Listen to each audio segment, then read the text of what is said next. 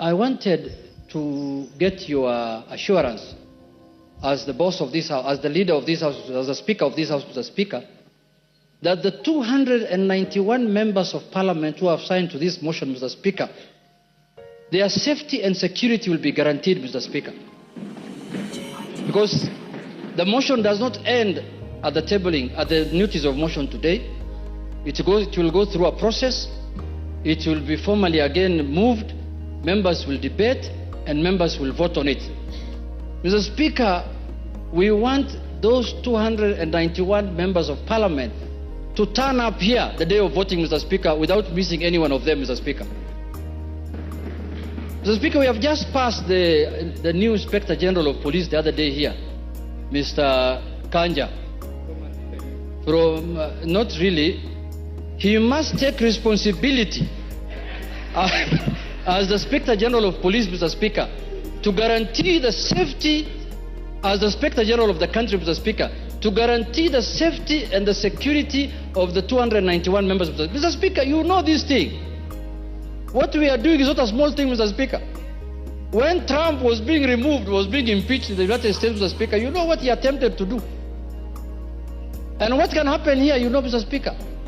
And let us not fight, let us not begrudge anyone, because what the House is doing is constitutional, because the House is just exercising its mandate. It's not doing anything outside the Constitution.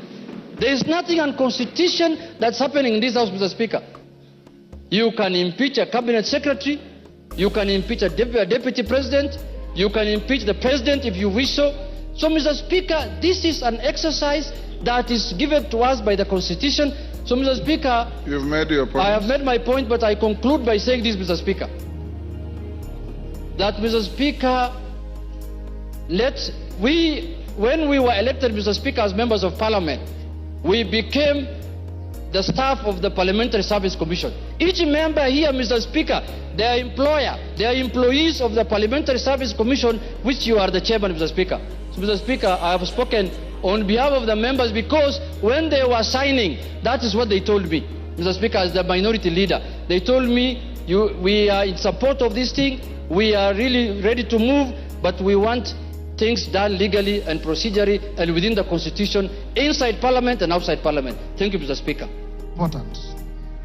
A total, Mr. Speaker, a total of 291 members of this National Assembly have graciously appended their signatures in support of this motion. 291 members.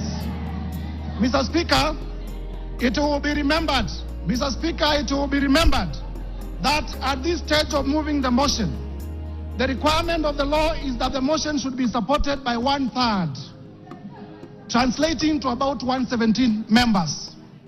However, Mr. Speaker, we have 291. I therefore wish to thank my colleague members of Parliament for supporting this motion to over 83%, way beyond the required threshold of 2/3,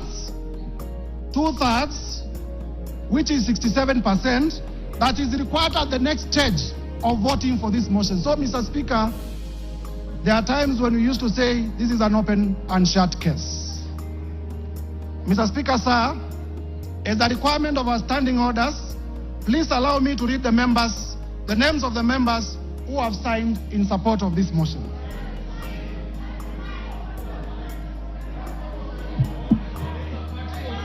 Mr. Speaker, go ahead. Mr. Speaker, for purposes of completeness of the record, the standing orders require that the mover of the motion does read all the names of the members who are in support of the motion for openness. And I therefore read the name of the patriots, borrowing from Senior Peter Kaluma. Mr. Speaker, I began with myself. The Honorable Ekomas Mwengi Mutusa, yours truly. The Honorable Owen Baya. The Honorable Japheth Nyakundi. Matthias Robi. Kimani Ishungwa, member for Kikuyu and Majority Leader. Abdul Rahim Daoud. Patrick Munene Dwega. Eric Wamumbi, the member for Madera. George Kariuki. Kili Daniel Carido. Dorothy Muthoni Kiara, Wangi